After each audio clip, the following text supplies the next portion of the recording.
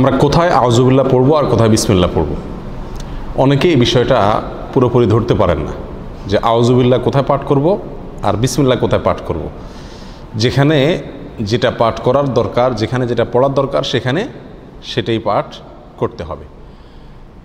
বিসমিল্লাহির রহমানির রহিম বা বিসমিল্লাহ এটা পাঠ করতে হবে যেই কোনো ভালো কাজের শুরুতে, যেই কোনো বৈধ কাজ, যেই কোনো ভালো কাজের শুরুতে কি পাঠ করতে হবে? বিসমিল্লাহির রহমানির রহিম পাঠ করতে হবে। বিশেষভাবে কোনো কোনো হাদিসে কোনো কোনো আমলের শুরুতে বিসমিল্লাহ পাঠ করার কথা বলা আছে, সেখানে সেই আমলের শুরুতে, সেই কাজের শুরুতে বিসমিল্লাহ পড়তে হবে। যেমন খাবারের শুরুতে বিসমিল্লাহ পাঠ করতে হবে, মসজিদে প্রবেশের সময় বিসমিল্লাহ পাঠ করতে হবে, বাসায় ঢোকার সময় বিসমিল্লাহ পাঠ করতে হবে, বাসা থেকে বের হওয়ার সময়ও কি করতে হবে? বিসমিল্লাহ পাঠ করতে হবে। এ হলো বিসমিল্লাহর বিষয়। আর আউযুবিল্লাহ এটা বিশেষভাবে পাঠ করতে হয় কোরআন কারীম তেলাওয়াতের শুরুতে, কোরআন কারীম তেলাওয়াতের শুরুতে। আর কোরআন কারীম তেলাওয়াতের শুরুতে আউযুবিল্লাহ বিসমিল্লাহ উভয়টা পাঠ করব, নাকি শুধু আউযুবিল্লাহ পাঠ করব, নাকি শুধু বিসমিল্লাহ পাঠ করব, নাকি এক এক জায়গায় পাঠ করব? অনেকগুলো প্রশ্ন আসে কি আসে না? এটার উত্তর হলো, যখন আমরা কোরআন কারীমের তেলাওয়াত শুরু করব, সেটা নামাজে হোক, নামাজের বাইরে হোক, যে অবস্থায় হোক না কেন, যদি আমরা কোরআন কারীমের তেলাওয়াত শুরু করি তাহলে আউযুবিল্লাহ পাঠ করতে হবে, আউযুবিল্লাহ পাঠ করতে হবে। অনেক উলামায়ে কেরামের মতে ওয়াজিব, অনেক উলামায়ে কেরামের মতে সুন্নাত। আল্লাহ সুবহানাহু ওয়া তাআলা সূরা নাহলের 98 নম্বর আয়াতে ইরশাদ করেছেন, ফাইদা ক্রাআতাল কুরআনা ফাস্তাইজ বিল্লাহি মিনাশ শাইতানির রাজীম। সুতরাং যখন তুমি কোরআন পাঠ করবে তখন তুমি বিতাড়িত শয়তান থেকে আল্লাহর কাছে আশ্রয় প্রার্থনা করবে, অর্থাৎ আউযুবিল্লাহি মিনাশ শাইতানির রাজীম পাঠ করবে। এটা হলো যখন কোরআন তেলাওয়াত করবে।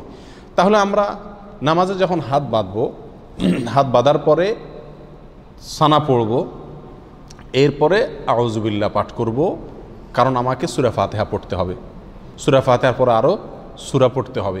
সেজন্য আমাকে শুরুতে কি পড়তে হবে? আউযুবিল্লাহি মিনাশ শাইতানির রাজীম পাঠ করতে হবে। এটা সুন্নাত। এটা হলো যে কোনো কোরআন তেলাওয়াতের শুরুতে। আপনি যে কোনো মজলিসে একটু কোরআন তেলাওয়াত করতেছেন, আপনি একটা কোরআন আয়াত কোনো এক জায়গায় তেলাওয়াত করতেছেন, এমনি কোরআন খুলে তেলাওয়াত করতেছেন, যখনই আপনি কোরআন তেলাওয়াত করবেন, সেটা নামাজে হোক, নামাজের বাইরে হোক, আপনাকে কি পড়তে হবে? আউযুবিল্লাহি মিনাশ শাইতানির রাজীম এটা পড়তে হবে। আমাদের দেশে বেশিরভাগ মানুষ আমরা কোরআন তেলাওয়াতের শুরুতে বিসমিল্লাহটা খুব গুরুত্ব দিয়ে পড়ি। মাশাআল্লাহ, বিসমিল্লাহ পড়ে কি করি? তেলাওয়াত শুরু করি। আউযুবিল্লাহ বেশিরভাগ মানুষ তেলাওয়াতের শুরুতে আমরা পাঠ করি না, অথচ তেলাওয়াতের শুরুতে বিসমিল্লাহর চাইতে আউযুবিল্লাহর গুরুত্ব বেশি। আউযুবিল্লাহ পাঠ করতে হবে। তেলাওয়াতের শুরুতে কি পাঠ করতে হবে?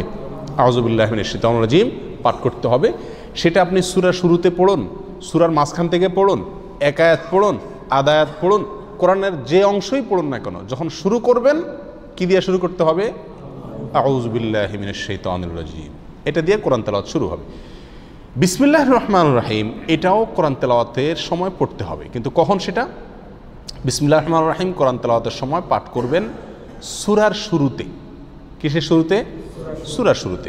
সূরা তাওবা যেটা 10 নম্বর পারায় আছে, এই সূরার শুরুতে শুধু বিসমিল্লাহ নাই, সেখানে আউযুবিল্লাহ দিয়ে শুরু করবেন যদি ওখান থেকে তেলাওয়াত শুরু করেন। আর যদি আগে থেকে তেলাওয়াত শুরু করেন, সূরা মাঝখানে পড়ে, তাহলে কিছুই পড়তে হবে না, ঢালাওভাবে পড়ে চলে যাবেন। আর অন্য যে কোনো সূরার শুরুতে, কথার কথা, আপনি নামাজের ভিতরে সূরা ফাতিহা শুরু করতেছেন, তাহলে সূরা শুরু, তাহলে এখানে আউযুবিল্লাহ পড়বেন, পরে আবার কি পড়বেন? বিসমিল্লাহও পাঠ করবেন। আপনি সূরা ইয়াসিন তেলাওয়াত করতেছেন, তাহলে ইয়াসিন ওয়াল কোরআনুল হাকিম পড়ার আগে আপনি কি পড়বেন?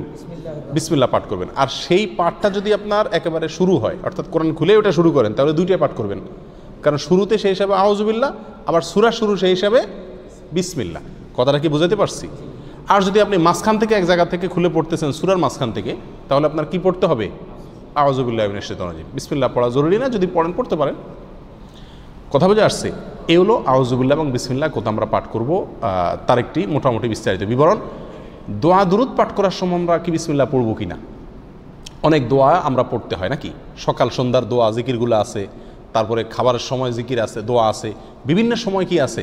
অনেক দোয়া আছে। নবী করিম সাল্লাল্লাহু আলাইহি ওয়াসাল্লাম জায়গায় জায়গায় অনেক দোয়া শিখিয়েছেন। তো এই সমস্ত দোয়াগুলোতে বিশেষ করে সকাল সন্ধ্যার দোয়াতে বা আল্লাহর কাছে এমনি দোয়া করছি যখন, তখন কি আমরা বিসমিল্লাহ আউযুবিল্লাহ পড়তে হবে কিনা? উত্তর হলো না। এই সমস্ত জায়গায় আউযুবিল্লাহ বা বিসমিল্লাহ পড়ার প্রয়োজন নাই। কেন? কারণ হলো আপনি যে দোয়া পড়তেছেন ওই দোয়াটাই কি আল্লাহর নাম। ওই দোয়া পড়া মানেই হলো আল্লাহর নামে জিকির করা। অতএব সেখানে আবার আল্লাহর নাম নিয়ে আলাদা জিকির করার প্রয়োজন নাই। আর তাছাড়া সে সমস্ত জায়গায় এই বিসমিল্লাহ পাঠ করার কোনো নির্দেশ কোরআন এবং সুন্নাহয় বর্ণিত হয় নাই। কথা বুঝে আসছে? কিন্তু এছাড়া যে কোনো বৈধ কাজ এবং ভালো কাজের শুরুতে কি পাঠ করতে হবে? বিসমিল্লাহ বলে শুরু করতে হবে। হাদিসে আসছে, নবী সাল্লাল্লাহু আলাইহি ওয়াসাল্লাম ইরশাদ করেছেন, কুল্লু আমরিন যী বালিন লাম ইউবদা বিবিসমিল্লাহি ফাহুয়া আবতার ওয়া ফি রিওয়ায়াতিন ফাহুয়া আকতা। যে কোনো কাজ যদি তার শুরুতে আল্লাহর নাম নেওয়া না হয়, বিসমিল্লাহ বলা না হয়, তাহলে কাজটা অপূর্ণাঙ্গ থেকে যায়, ওটাতে বরকত থাকে না, কল্যাণ থাকে না। এই জন্য যে কোনো কাজের শুরুতে কি পাঠ করতে হবে?